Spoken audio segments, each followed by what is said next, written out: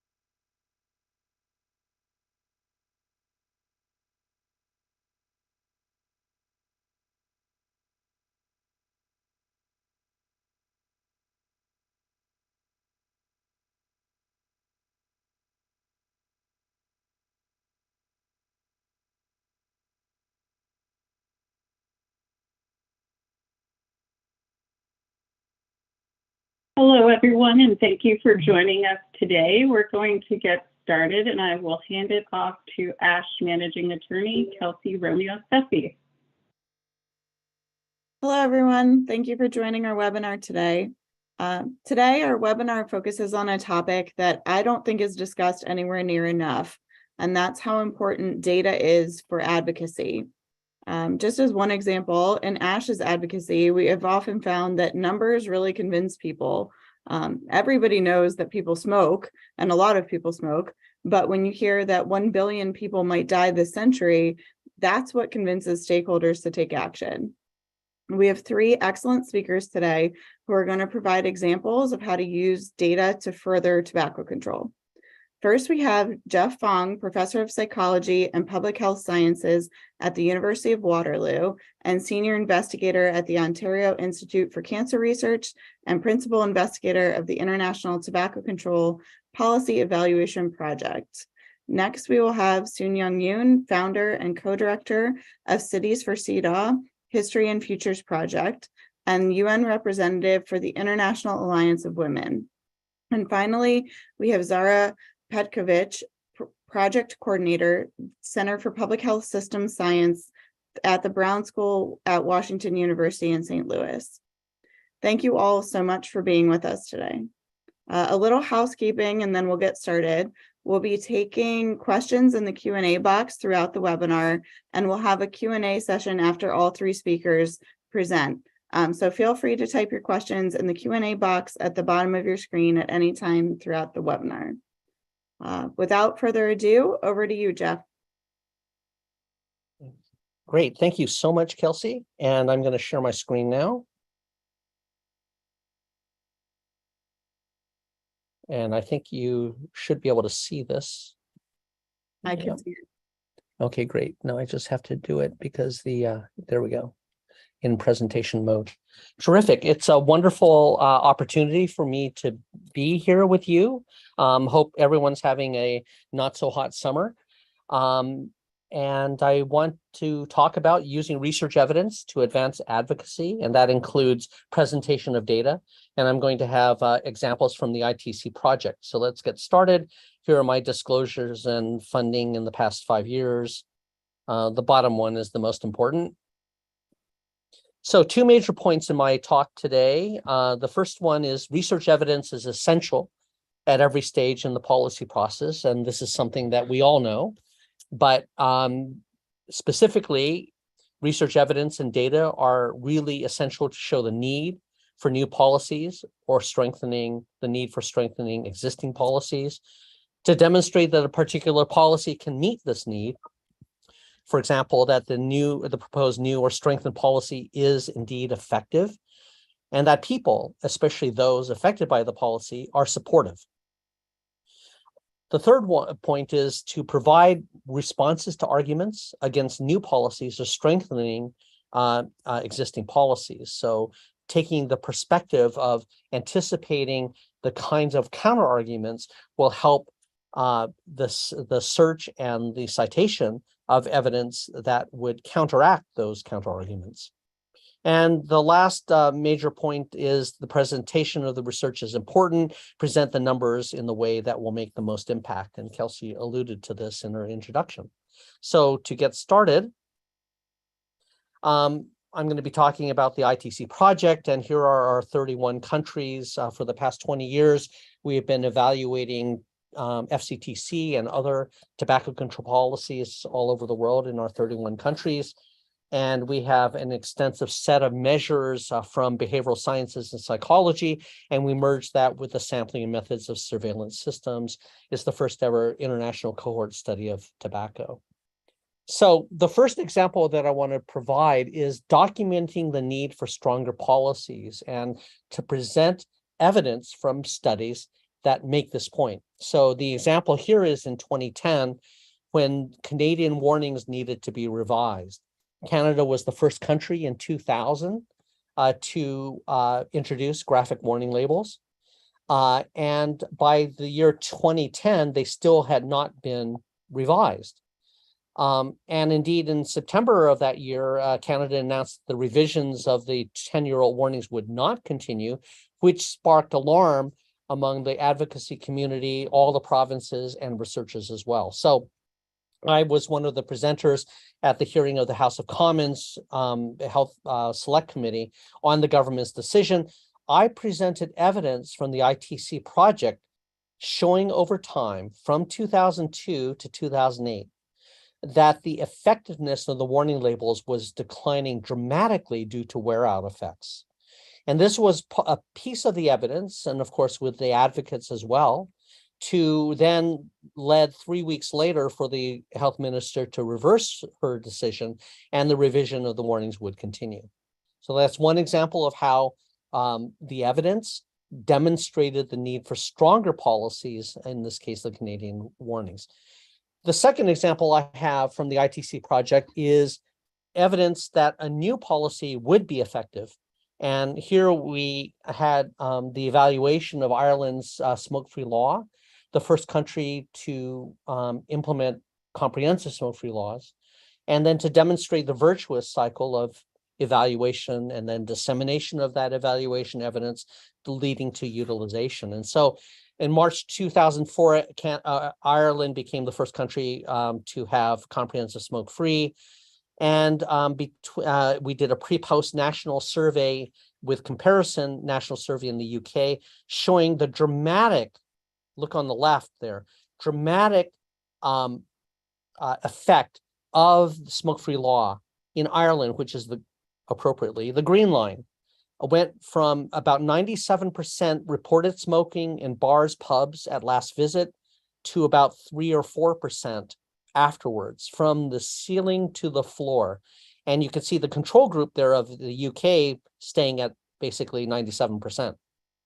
The second part of this was that smokers themselves had a significant increase in support for the ban after its implementation. So you can see that almost 50% went up to compared to the UK. So this was disseminated at Luxembourg, I think in 2005 when we had done the study, but it wasn't widely publicized yet, at a high-level meeting of health ministers and parliamentarians, and that contributed to the onset of a lot of smoke-free laws across the UK and across the world. So strong smoke-free laws lead to substantial reductions in secondhand smoke and are supported by smokers. And the ITC project shows in our many countries, Ireland, Scotland, France, Germany, Netherlands, Mexico City, which had a stronger law than Mexico, Mauritius, all of those countries showed dramatic declines in smoking in public places, in this case, restaurants, compared to China, which we were targeting in this report, with their partial and voluntary laws not leading to hardly any reduction there. At the same time, to try to convince China that all would be supported by smokers themselves, in Ireland, Scotland, UK, France, Germany, and Netherlands, after their smoke-free laws, all of the support levels went up among smokers themselves. And you can see China there at the time, without a smoke-free law, 35%, which was higher than any of those other countries before they actually implemented the smoke-free law. So that was an example of how evidence would show the effectiveness on the left, and then the support among smokers who would be most affected by the law on the right. So as another example of this, in Alberta in May 2007, Alberta was considering having a smoke-free law 100% or only a partial law. And so before I gave this talk in 2007, I contacted the advocates in Alberta about the obstacles to the 100% law. So I talked to Les Hagan at ASH in Canada, and he said there were two things. The first thing was that legislators were not sure that the support was high enough. And also, there was a rumor that corresponds with a lot of issues in Alberta that the cities would be pushing this law on the rural areas who were not supportive. So we had ITC data for this, and this is the Ireland data here of support for total ban in restaurants before and after the legislation. It went from about 45% to about 75% after the law in Ireland. Okay, so here's Alberta. Before the law was passed, it was already at 74%. Hugely high levels of support among smokers for the total ban. And furthermore, that rumor about it was pushing, the rural areas were not supportive of it as being pushed by the urban areas. It's, if anything, just the opposite, with high level of support in both rural and urban areas. So that led to, and Dave Hancock was at my talk, who was the health minister of Alberta. He said after the talk, he came up to me and said, oh, this is just what I need. Because later on that week, he was in the caucus meeting discussing the smoke-free options. I phoned the secretary saying, well, what's up? Did Dave get the slides? And, I sent them to the minister, and later that week, his caucus announced that they would propose 100% smoke-free law. Now, of course, evidence isn't everything, but it was something. And so Alberta passed one of the strongest tobacco control laws in Canada as a result of advocacy and also evidence. So I wanted to also talk about letting the numbers speak for themselves, because we know that they don't actually speak for themselves. We have to speak for themselves, for them. So to give you an example of how to bring out numbers and present evidence and present them in ways that are most effective, here is some of the work that we've done with graphic warning labels, which we have shown increase the effectiveness of the warnings in Australia. So Australia introduced these warnings in 2006, and we have 6 indicators of effectiveness, from noticing the warnings to reading or looking very closely. Warning labels make you think about the health risks of smoking and make it more likely for you to quit. So those are, some of our 6 effectiveness. So you don't even need that policy flag there to know when the pictorial warnings were introduced. And then you can see they went up dramatically on all of the indicators. And then, of course, what's important is also that you need to revise the warnings often, because they're going to wear out over time. Okay, so that's our evidence from ITC, and noticing went up by 29%. And not smoking a cigarette because of the warnings went up by 11%. So when you look at these effect sizes, 29% and 11%, they don't really strike you because they're just percentages. Oh, well, what does that really mean? So we need to present the numbers in ways that are powerful. How do we do that? We convert them in ways that make it more impressive to the public or policymakers by considering that there are 3 million smokers in Australia. And now what we can do is we can take those effect sizes, which are in these pallid, not very interesting percentages increases, and then we can produce the actual number of people, smokers who were affected. So 29% of smokers increase, right? These are the increased noticing times 3 million. That's 870,000 smokers in Australia who noticed the warnings now that they didn't before. and 11% times 3 million for not smoking a cigarette because of the warning labels, 330,000 smokers. So these are very powerful and impressive numbers. So translate the effect sizes into numbers. So we can do that in New Zealand. We're noticing 18% increase to 4.9%. We can do that. So now, to give you an example of this, where we're trying to use the numbers to, again, address China's perpetual problems. So in China and Malaysia, they both had side warnings. Do you recognize this strategy? That's on the US packs currently. So in 2009, China stayed text only, but in 2009, starting from the same place, Malaysia went to graphic.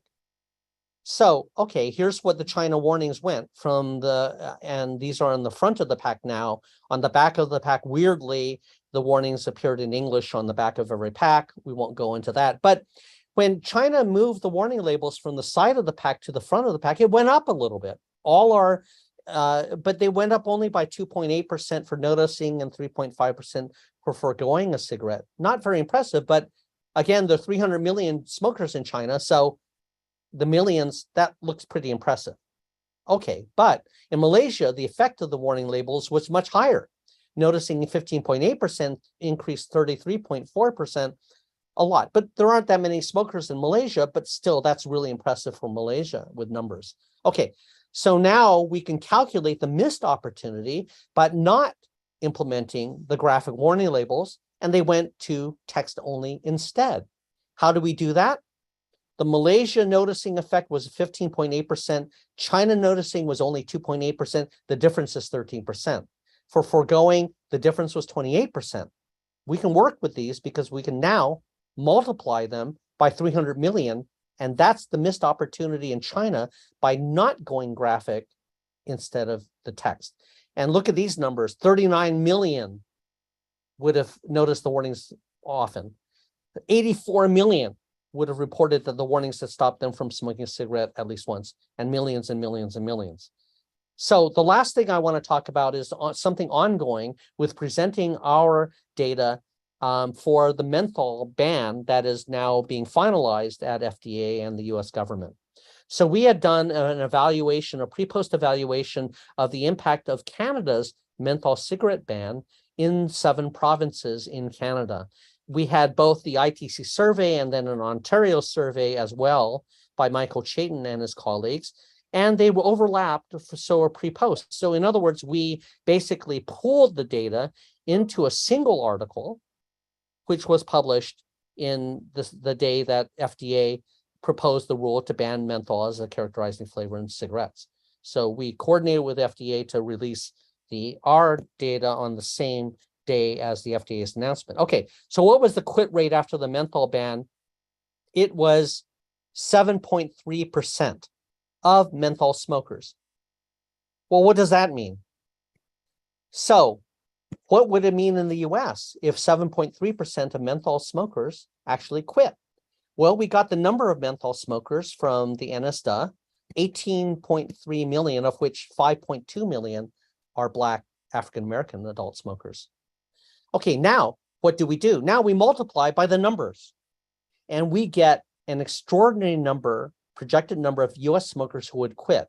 Not abstract 7.3% of menthol smokers, but rather we multiply it through an additional 1.33 million smokers would quit, among whom 381,000 would be Black smokers. And this would be the single most impactful tobacco control policy in US history. Okay, so we also have ways of doing the menthol ban, environmental effects.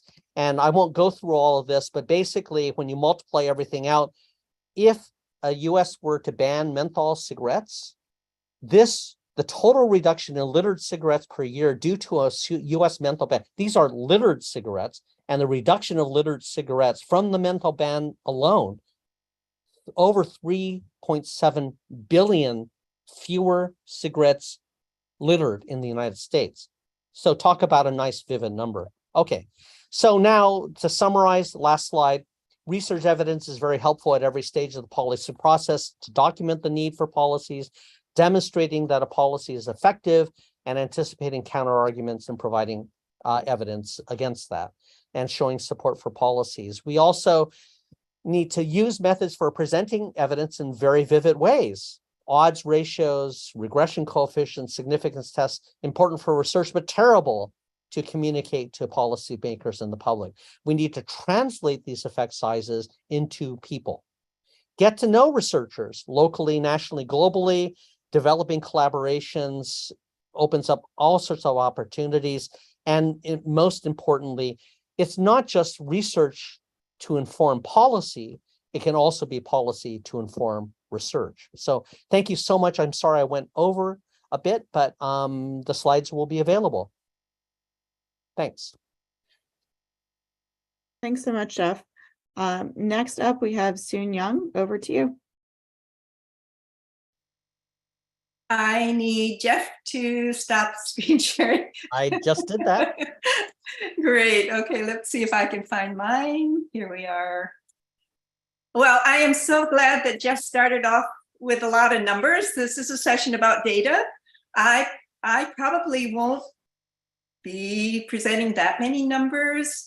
What I can offer is more from the point of view of someone who's been in the women's movement, the feminist movement, and also very engaged at this point in the Sustainable Development Goals. And you may remember that one of the targets of the Sustainable Development Goals is on the implementation, ratification of the WHO Framework Convention on Tobacco Control. So let me talk about how information is power and how we can make it real, continuing really what Jeff had given you as wonderful examples.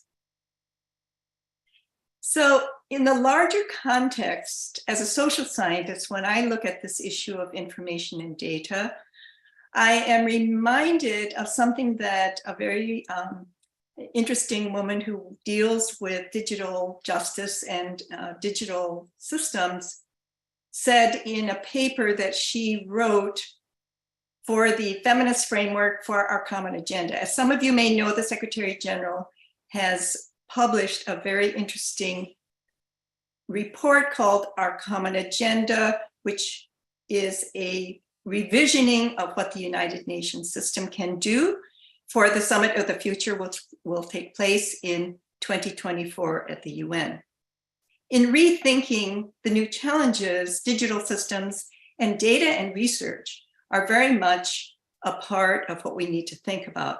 And Arati talks about how this system is not neutral and that digital governance, I think, like for me, information governance and communication governance is contextualized in historically dominant value systems. And these include, according to her, sexism, racism, and for her, post-colonial power relations. What is very clear to me working in the women's movement is that the invisibility of so many parts of women's experiences, particularly in health, is in fact a form of discrimination.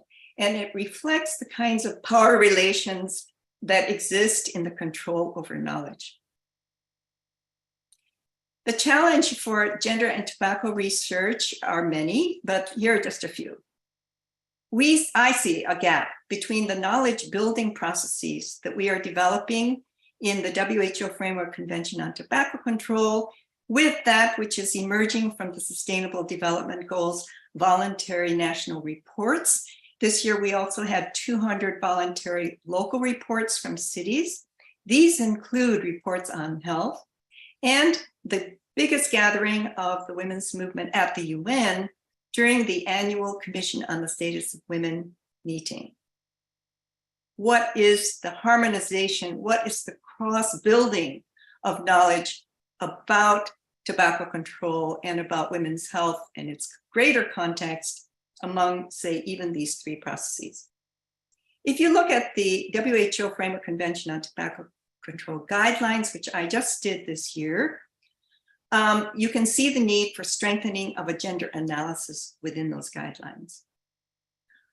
And then we don't know, or at least I don't know, how the Ministry of Women's Affairs, which exists in almost every country, is involved or not involved in the national tobacco control committees or even in health planning. And I do know that women's NGOs very often are not involved in setting the priorities for the research or in their using the potential that they have for the co-creation of data collection. And the widest gap may be between young women, even adolescent groups. We have a lot of youth groups with a new youth office being created at the United Nations, between the youth groups, adolescent groups, and the tobacco control movement. Reminding us of something we all know, which is how the tobacco industry uses the feminist language to push back any kind of progress that happens in tobacco control. Here are the statements I found on the Philip Morris website: leveraging the talents of women in their corporation, promoting themselves as a gender equality company. And so looking for a framework for me to understand how tobacco control might move in sync with and as part of the sustainable development goals, I looked at the 2023 Global Sustainable Development Report. And I was really interested to see how the experts there who developed that report were looking at all of the 17 sustainable development goals together, trying to achieve the ultimate 2030 targets. So they identified 3 stages across what they call an S-curve. S-curve because there's progress and there's regression at the same time, to progress from data and knowledge building to a sustainable transformative change globally. The first of these that they call the emergence, and that I'm sure, Geoffrey, you will find this very, very familiar. I'm sure you could fill in the details well for us on your own experiences. The destabilization of the old order did happen. The data and the scientific method reduced uncertainty, it identified tipping points, it accelerated the uptake of innovations in thinking, in organizations, in political strategies, and it laid the foundation for new frontiers of ideas. There was, at the early stages of tobacco control, a deliberate process to collectively build some kind of common narrative around these new ideas. One of them that I have a personal experience with is the gathering of evidence that the WHO did around the gender, women, and tobacco epidemic, which started in 1998 for me at the WHO conference called Making a Difference to Tobacco and Health, Avoiding the Tobacco Epidemic in Women and Youth, which was held in Kobe, Japan, really inspired negatively by the apparent rise in uptake of tobacco smoking, in particular among women and girls, which they were seeing in the data. And so the WHO commissioned then 11 papers to try to consolidate the information. And Jonathan Samet, being the expert on secondhand smoke, was very critical in helping to bring together the scientific working group. At that meeting, there were 500 participants, but we consciously brought in people who are not in the tobacco control movement. Besides the scientific working group, we had feminist leaders from movements from the environment. We do, for example, the Women's Environment Development Organization was there.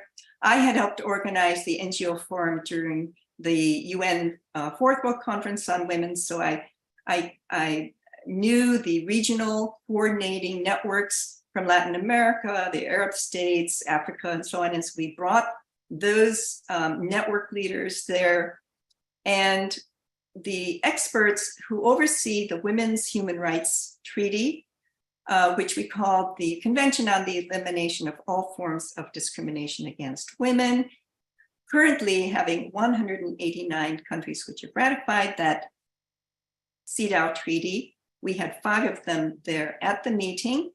Some of them actually contributed to writing the chapter in this monograph, which eventually came out. Policymakers and ministers of health. It was a really interesting mix of people who were going to talk about what needed to be done on the ground. This resulted in the first monograph, 2001, and I revisited the preface of this monograph, and I would flag that to you because the framework of that preface really came out of the conference when you had human rights activists, human rights advocates talking with the scientific working group experts. We began to see the ability for the human rights framework to accelerate and scale up tobacco control and to save lives. In that monograph, we also emphasized the importance of men and the women's right to a smoke-free environment at home and at the workplace. And the issue brought up by the feminist leaders, which was, if you try to have a smoke-free home in an extended family situation, you can expect the possibility of violence. And violence against women as a tactic to inhibit women's leadership and silence their voice is a very real thing. Fortunately, in 2010, the WHO updated this monograph and of course then produced the data that you see here. And I think it's probably very timely that we have another global review at some point.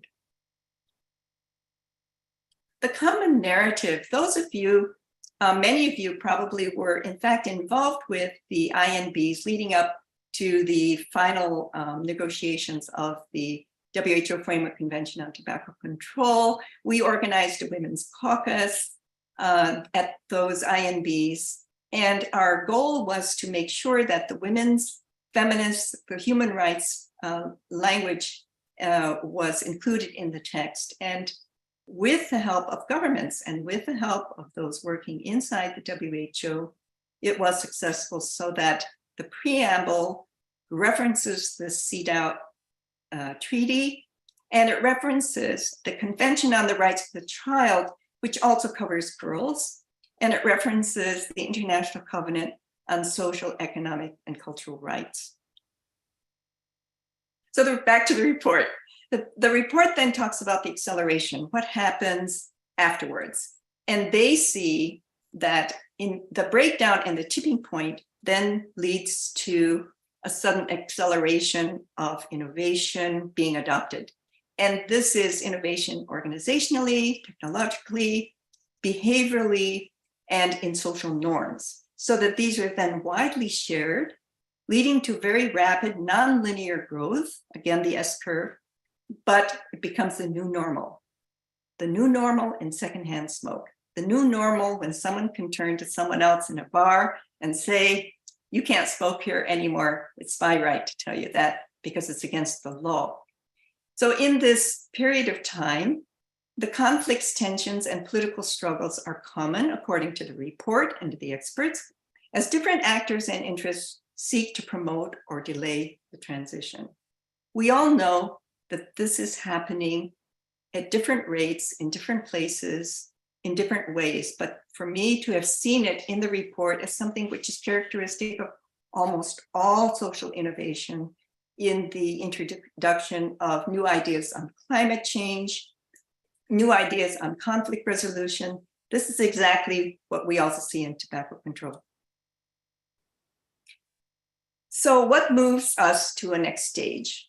What Geoffrey just showed here were examples where governments are sending clear signals, and they send clear signals for market, for investments, those are taxation laws for us, adoption of new innovation with the implementation of new law. The report says something which I think we overlook too often, which is at this stage, when we are doing this transition, capacity building is really critical. And I would urge us to try to do much more capacity building of feminist leaders and the women's health movement. I just came from an event that we did with the NCD at the Women Deliver conference, which is taking place at Kigali in Rwanda, which is a gathering of the women's movement around sexual reproductive health and rights and health and climate. That is the audience where capacity building can be very critical. And WHO then contributed this session on the NCDs. In the third stage, what do we see? This is where we all want to be, where innovations are anchored in regulations, user habits, and standards. But unless reforms are institutionalized, and if leaders cannot sustain the momentum or they leave office, the whole process can actually reverse.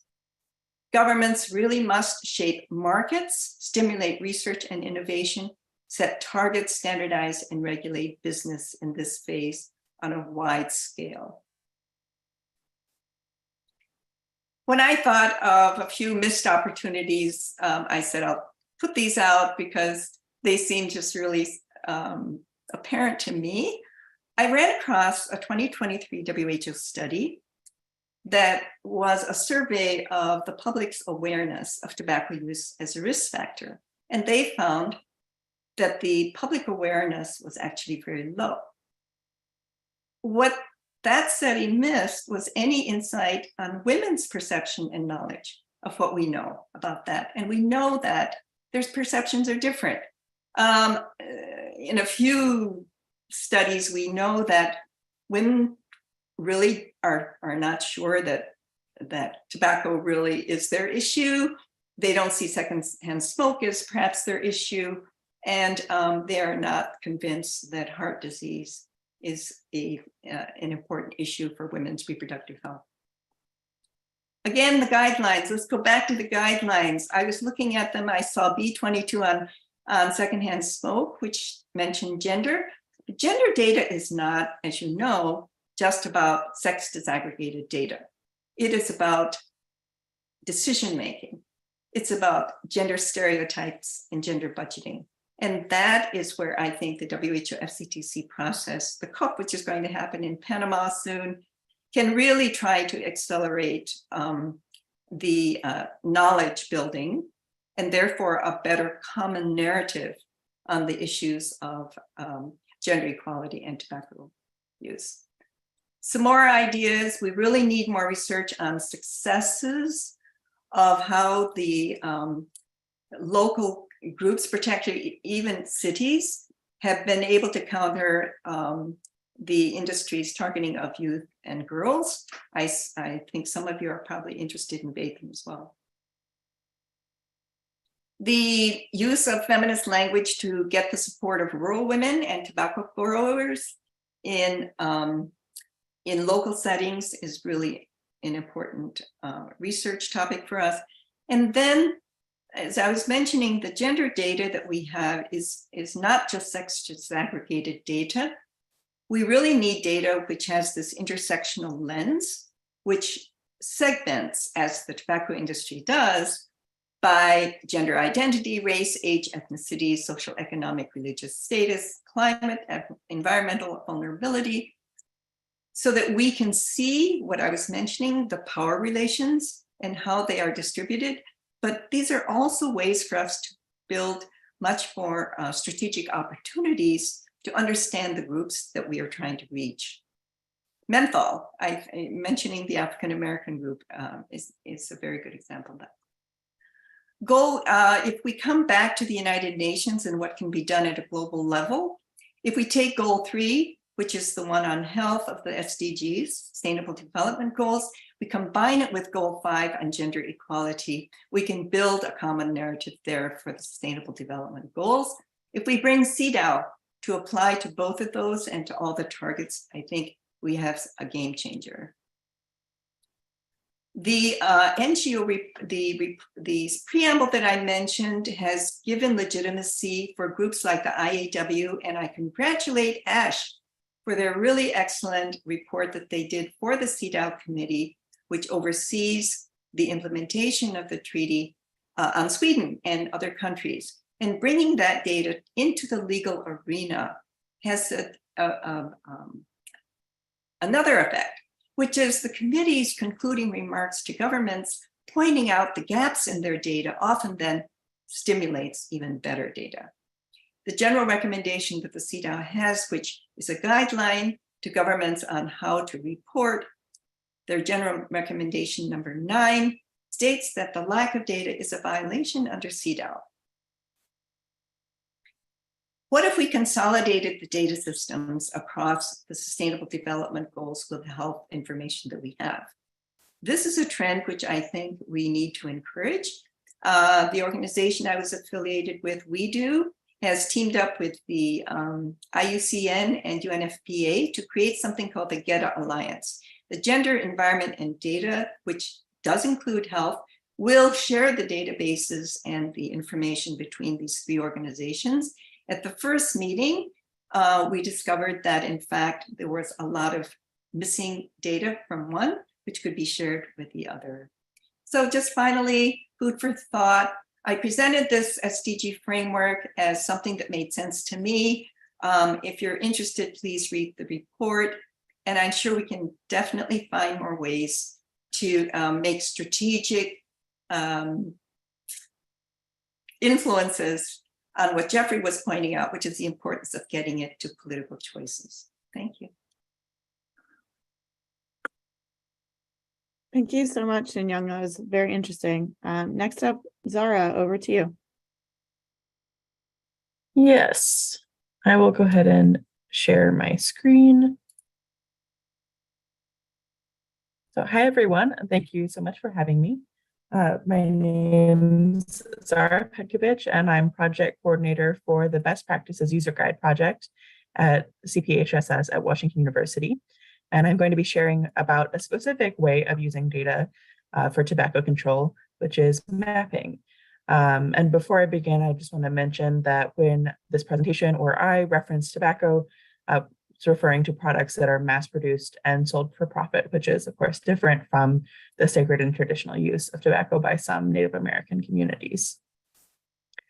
So if you aren't familiar with the best practices user guides, they're designed as companions to the 2007 and 2014 best practices for comprehensive tobacco control programs, and they translate the recommendations of the best practices into practical information to help states and communities implement the best practices guidelines. And we've published 9 full-length guides to date, the most recent being Putting Evidence into Practice, which I think would also be of interest to anyone who wants to learn more about sort of the general topic of this webinar and using data. And now we are releasing a new set of resources called Tobacco Where You Live. As we were developing the user guides, it became clear that while evidence exists about what works to reduce commercial tobacco use at the population level, many states and communities across the US have not implemented effective strategies. And so we see gaps in things like adoption of smoke-free laws, disparities in access to cessation treatment, variation in tax rates, limited adoption of retail policies, and limited sources of local data. And as a result of this, some groups continue to experience high rates of tobacco-related disease and death. And the basic idea behind the Tobacco Where You Live supplements is that understanding community needs and using community-driven solutions can inform how to move towards closing these gaps. And the goal of the Tobacco Where You Live products is to empower program managers, staff, and also partners to understand how commercial tobacco use may vary within your communities, how to overcome challenges, and how to reduce disparities. So mapping techniques is the second supplement that we've released in this series. We also have Native communities and retail strategies to promote health equity, which are currently available. And we have 2 more supplements currently in the works. I'm going to move briefly over this part just because I want to make sure there's time for questions. Our original guides were designed for reading in print, so we made some changes with these supplements to make them easier to read on the web. And then in mapping techniques in particular, the mapping guide can help you understand the applications of mapping for tobacco control work, how to build infrastructure so that you have the capability to create maps, using best practices to find data and design maps, and then how to test, utilize, and disseminate maps. So the first section in mapping is Make the Case, which provides information on the ways that you can use maps to share data on tobacco prevention and control. For example, you can use maps to show patterns in commercial tobacco use, where interventions have been implemented or potentially unevenly implemented, identify disparities, and identify how trends have changed over time, which can help you better understand commercial tobacco use in a particular community, and like I said, identify disparities. And the next section, Learn the Basics, explains foundational concepts that you need to know to understand and work in the topic area. And so in mapping, Learn the Basics, we provide information on the history of mapping in public health, the kinds of information that you can convey using maps, including trends, patterns, and relationships, how to use geographic information systems, and how mapping can support the promotion of specific tobacco control strategies. And then in the next section, Get Ready, we cover some important steps to take as you prepare for a mapping project. And these include working with partners to decide on the purpose of your map and what you want it to look like, reviewing existing maps that you can use or adapt for your own needs, assessing your technical resources and capabilities, and building leadership support by explaining the benefits of mapping, and then training staff to build capacity for mapping projects. And here's an example of the kind of information you can find in this section. It's a table of free commercial tobacco control maps with the kinds of information they provide, the geographic level and features, and you could use these as either sort of inspiration for the kinds of maps that you might be able to develop, or in cases where you're not able to develop your own map, you could use these in certain settings as well. And then the following section, that's the bulk of the guide, is called Take Action, and outlines 6 steps that you can take to design user-friendly and impactful maps for commercial tobacco control. And the first step is just to decide what to map, what you want to show, where, and to whom. These choices will guide the rest of your map development, from choosing data to designing the look and feel. And so you'll want to think about purpose, what topics do you want to focus on, what's the state of tobacco control in your community, audience, who do you want to see and use this map, what kind of information does the audience need, and what format would be most useful to them, and then area and scale. So how large of an area do you want to cover, and how much detail do you want to include? And then once you've decided what to map, you'll want to identify a source of data. And this step discusses 2 different options for this, either downloading from an existing data set or collecting data yourself. And so the image on this slide shows a screenshot from this section with information on potential data sources. And we also cover surveys and store observations, which are 2 common ways to collect local data on tobacco retailers, health systems, and public opinions. And the third step of the guide is how to choose the correct software for your mapping project. And this slide shows an excerpt of a table that lists different software options and provides information about the cost, required skill level, and features of each option. And of course, when choosing software, you'll want to consider what resources you already have available, like software you may have access to and staff knowledge. And the next step in Take Action is to design your map. So this section addresses a number of issues related to design, including different types of maps you can use, how to choose the correct map projection for what you want to show, elements that you can add to aid understanding, and best practices for data visualization. And the map on this slide is an example map that we created to demonstrate how to use those best practices in mapping. And the 5th step is to test your map. So this section discusses the importance of sharing your map with potential audiences to figure out how easy it is to understand and whether it accomplishes what you were hoping for before you disseminate it. And the guide suggests centering your testing around these questions. Do audiences understand the map? Can audiences apply the map to their work? And are any interactive elements that you've included helpful? And the final step is to use your map. So the guide provides some examples of where you can use your map, like funding applications, reports, community assessments, and educational materials, as well as things to consider when sharing your map with others, like will the map be viewed on a screen or printed? What channels will you use to share it? What additional material might you want to include to help share your message? And how do you plan to update the map as new information becomes available? And last, the supplement contains 2 community examples, which are briefer versions of the longer case studies included in the main user guides. And first, we discuss the Montana Tobacco Use Prevention Program, which use mapping as part of their efforts to reduce youth exposure to tobacco marketing. The program used geographic information systems and local level data on tobacco retailers to create an online tool called the Tobacco Retailer Mapper, which you can see a screenshot of on the slide.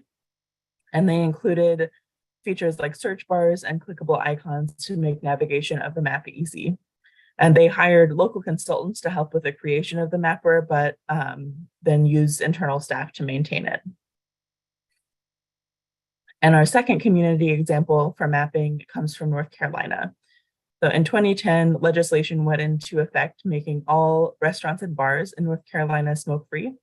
And the law also allowed local governments to further restrict smoking in public places and on government property. And so the North Carolina Tobacco Prevention and Control Branch wanted to track these local policy efforts. And they asked the State Center for Health Statistics to develop maps showing city and county smoke-free and tobacco-free policies across the state. And this project involved collaborations between several different agencies and also resulted in an online interactive map, which you can see a screenshot of. So to find the mapping techniques supplement, it's on the CDC website, and I'll post a link to the PDF in the chat in a moment. And then if you have any, and we'll be taking questions, but if you have anything you want to follow up on, feel free to email me. My email address is on this slide, and I'll include it in the chat as well. So thank you very much.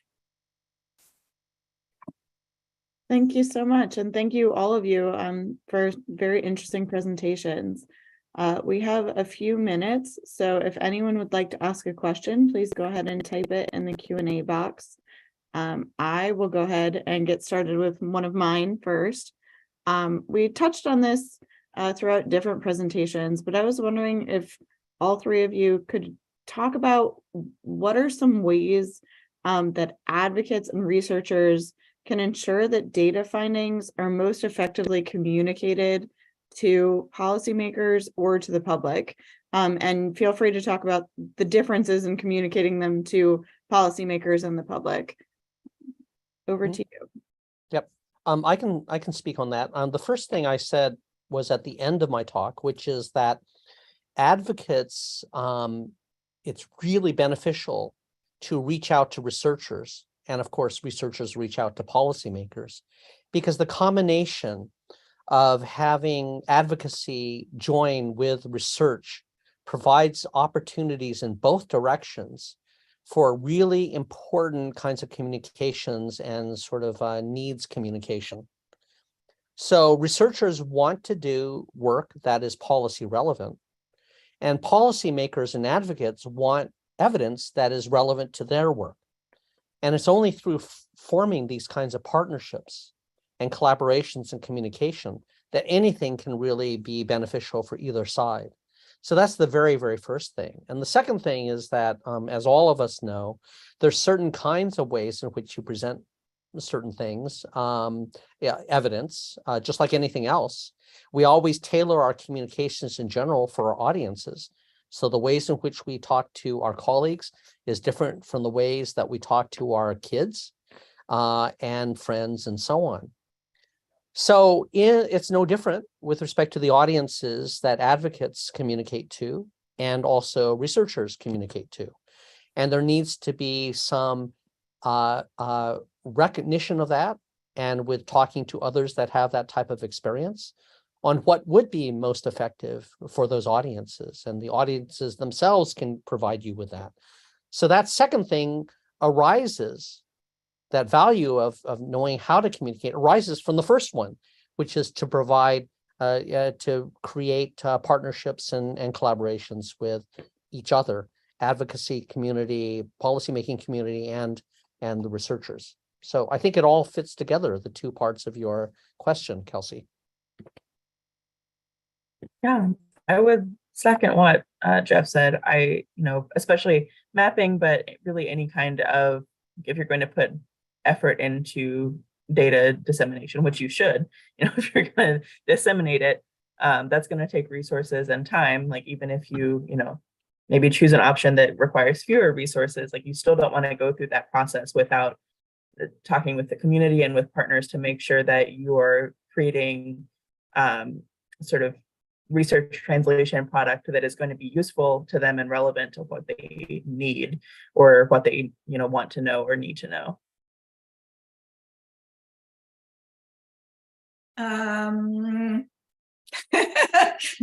That's my answer to everyone.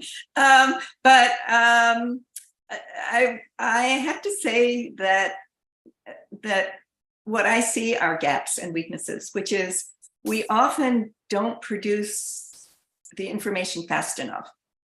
And I would like to see much more public opinion, women opinion, age opinion, different ethnic group opinion tied to politics. Ultimately, our policymakers are appointed by politicians.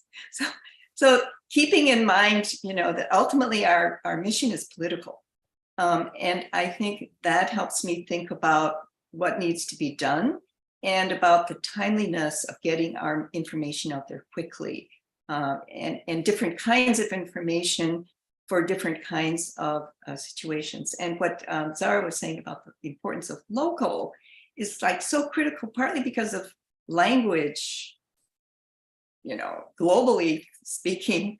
Unless we do this locally, we're not going to get the kind of language interpretation that we need. That's cultural interpretation of the language, not just the English, the French, in so many different cultural interpretations of French. So that's my point of view. Yeah, I just want to follow up or just trigger on something that Sun Yoon just said about politics. All policy is politics. Indeed, it shares the beginning of those words. Of each word.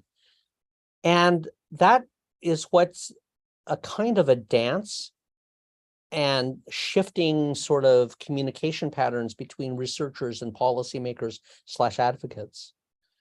Ideally, researchers are sort of politics free. That's never the case, but nonetheless, one aspires to, as a researcher, having an open perspective on evidence that may arise that is somehow contrary to what you thought or what you kind of like to believe, or even in your past research. And there have been 3 times in my career, long career in different domains, not just public health, but in social psychology and so on, where the results that I got back were strongly against what I had thought beforehand and what was the foundation for that. And I really learned something from that. Now, that's all in the research community. The problem that researchers find is that when talking with advocates only want to find something that they've already expressed the public position on. And I find that really sad, although I understand why it's necessary for consistency and so on. We all know that in politics. But that's why it's important for researchers to communicate not just what advocates want to hear, but rather to provide the fuller story of it, whether or not the advocates actually use that information. So the kind of communication between researchers and policymakers doesn't have to be so tailored with respect to what the policymaker wants to hear, but rather provide the background in sort of a closed setting that will allow the policymaker or advocate to, shift the way that they may be expressing things due to the evidence, or maybe some in severe cases, maybe actually change, which rarely happens. But I think researchers need to communicate that, not just be yes people for policymakers and advocates. I think that's a great point. I hate to cut off what I think could be a very interesting discussion, but we're closing in on the end of our time here. If people have more questions, you can feel free to email them. I want to thank the audience for joining us, and a huge thank you to our speakers and to our co-hosts. And before everyone goes, I want to make a request for somewhat urgent help from the tobacco control community. The Committee on the Elimination of Racial Discrimination, which is a human rights body, is in the process of writing a general recommendation on racism and the right to health. That's a really important opportunity for us to influence some authoritative language in the human rights system. We have an opportunity to ensure that tobacco is included. We're looking for as many organizations as possible to sign on and support. ASH has drafted a response to the committee's call for input. We will send the link out as a sign-on with the materials from this webinar, and we really encourage your organization to sign on. You can read the submission, you can read the first draft of the CERD general recommendation, and you can read a little bit more about the process. And I'm, of course, happy to answer questions as well. But this is a great opportunity to turn data into advocacy, because a lot of the things that were mentioned today, specifically around menthol and African Americans, are included in this report. So it's a really true life experience of using practical tools from this webinar. So thank you again for joining us today. Thank you again to the speakers, and we hope to see you all for our next webinar on Thursday, September 14th. Thanks so much.